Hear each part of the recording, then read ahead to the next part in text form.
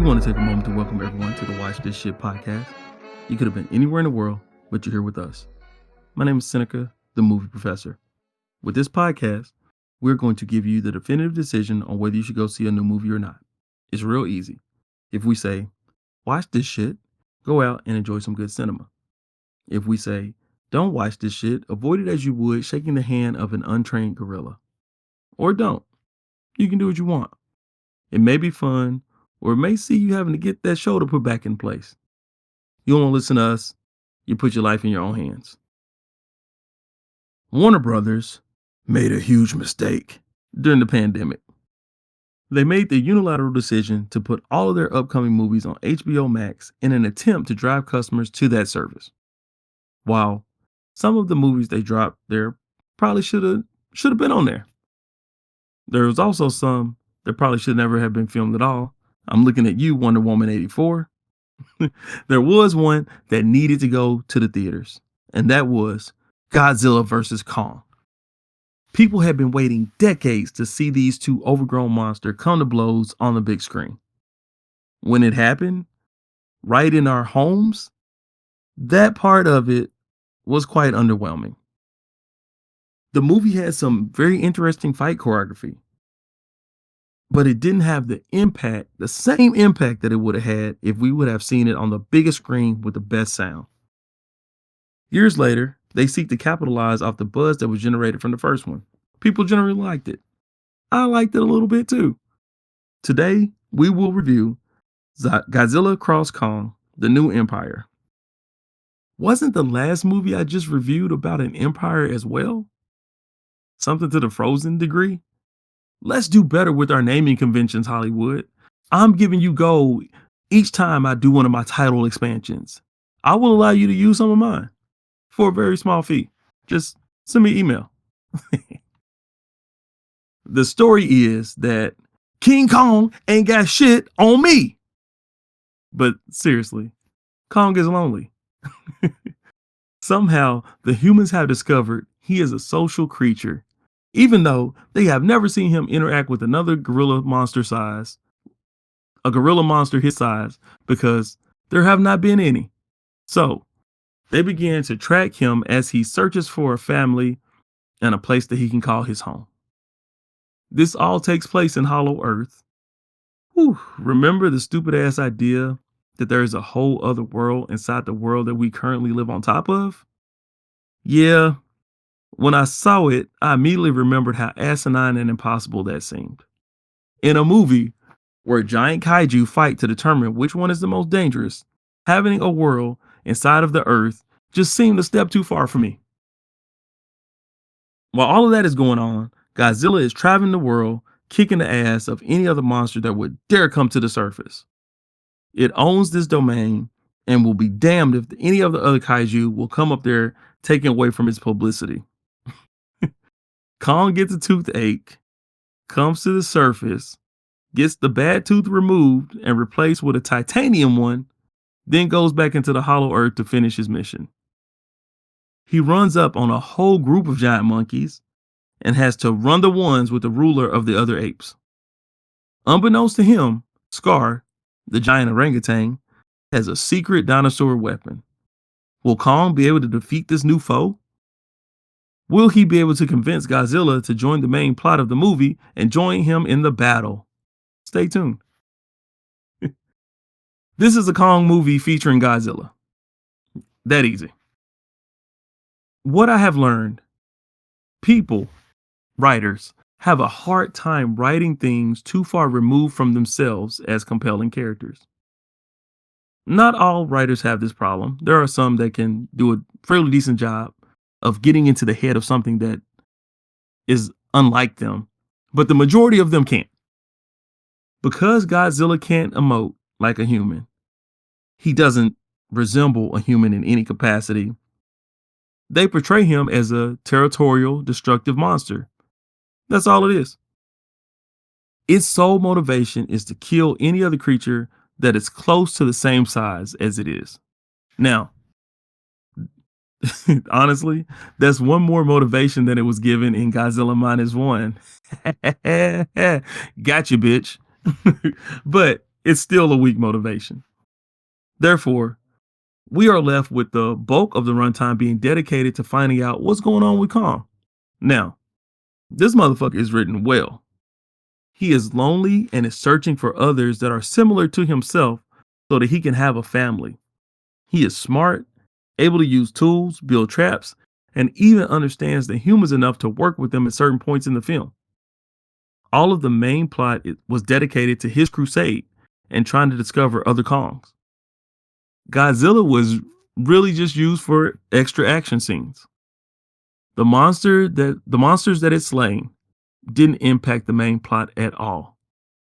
Godzilla was only involved in the main plot when Kong came and tricked him into joining a tag team match at the end of the film. Can you say underutilized? I knew you could. Thankfully, because Kong had so much to do, the humans were given a diminished role as well. Nobody came to see these nobodies. I'm not saying it couldn't have worked. The best parts of the Godzilla movie that came out earlier this year were the human elements.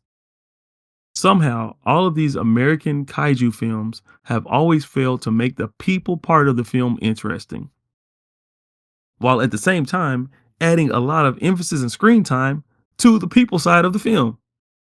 No, we are good.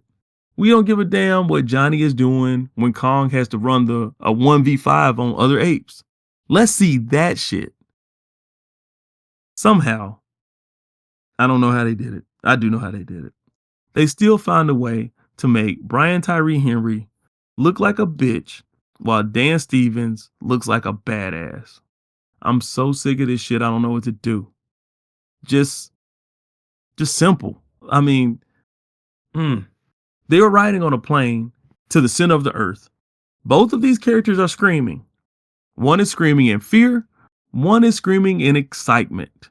Why does the black character always have to be fearful to make the white character seem more brave? That irks me to no end. I'm not saying reverse the roles either. I'm saying, what's wrong with having multiple characters that are awesome? Is there a quota? Only one guy can do something cool in any given movie? That's stupid. And I hate Hollywood for that shit. What everyone came to see, and what is the best part of the film, are the action sequences. There's one point in the movie, it's the best part of the movie. I'm about to spoil the shit out of it. A smaller monkey, think Diddy Kong, walks up to Kong from the fog.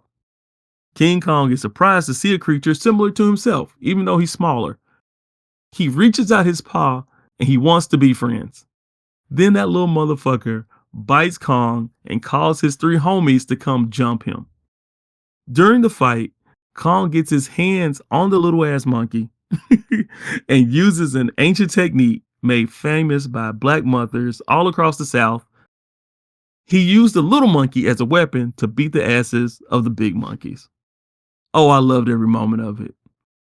After he proved he was jump jutsu proof and having to kill a couple of them in the process, he basically captured the little monkey and had him lead him to where the other Kongs were being held. On the journey, he even indoctrinated him as his sidekick, completing the origin story of how Donkey Kong gained his traveling companion. This led to Kong coming face to face with the orangutan overlord of the other apes. He has held them in captivity for possibly thousands of years. The timeline is a little funky, so don't worry about that part. The way he was able to subjugate them is through his control of Shimo, another of Godzilla's rogue gallery. This was a big reveal for longtime Godzilla fans. I didn't know who the hell that monster was. I thought it was just some damn random stegosaurus. This pairing is what leads to the tag match. Scar King and Shimo versus Kong and Godzilla, with outside assistance from the humans and Diddy Kong. Yes, I'm going to keep calling him that, as I don't know if he really had a name, and even if he did, that's his name now. The cool thing is, all the action sequences look good. Even the unconnected ones that are just used to give the king of the monsters something to do, they are completely irrelevant to the plot, other than Zilla getting a huge power up. Not that it needs it. that monster easily wipes anything that dares challenge it, then goes right back to the Colosseum in Rome where it created a nest for itself to take a nap. The action sequences are great. That's the summation of what I'm trying to say here. and actually what makes the movie worth it. So, final verdict. Watch this shit. While this is nothing revolutionary in the world of cinema, I had a lot of fun with many parts of the film. It's one of those films where you know what you're going to get, and as long as they don't stray too far from the familiar, it'll be okay, which it is. Just okay. In my movie professor days, I would have graded this movie a C. The focus on Kong makes sense, as Kong is easier for writers to relate to. He has more humanistic features, and you can do more to make other humans relate. But because of that, it made for thrilling action scenes. Kong is a badass, but he can be damaged, and he can even lose under the right circumstances. I almost forgot. One of my friends would always say during the trailer of this movie that this shit looks like Transformers. It does. All the way down to Kong receiving a robot hand at one point in the film. Lucky for me, that's all they took from them, because those films, oof, especially that Beast Wars shit. You know what? This movie, Godzilla Cross Kong, is a better Beast Wars movies than Transformers Beast Wars, because the Beast actually had a damn war. How hard is that? Yeah. Fuck you, Beast Wars.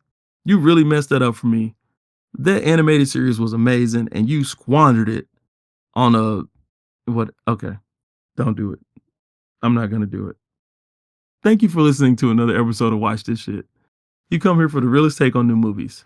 So make sure you follow us so you're not left in the dark on whether you should check out a new movie or not. If you haven't seen this shit yet, what the fuck are you waiting for? We told you what to do. Now it's up to you to go do it. Check us out next time when we review Monkey Man. And good day to you.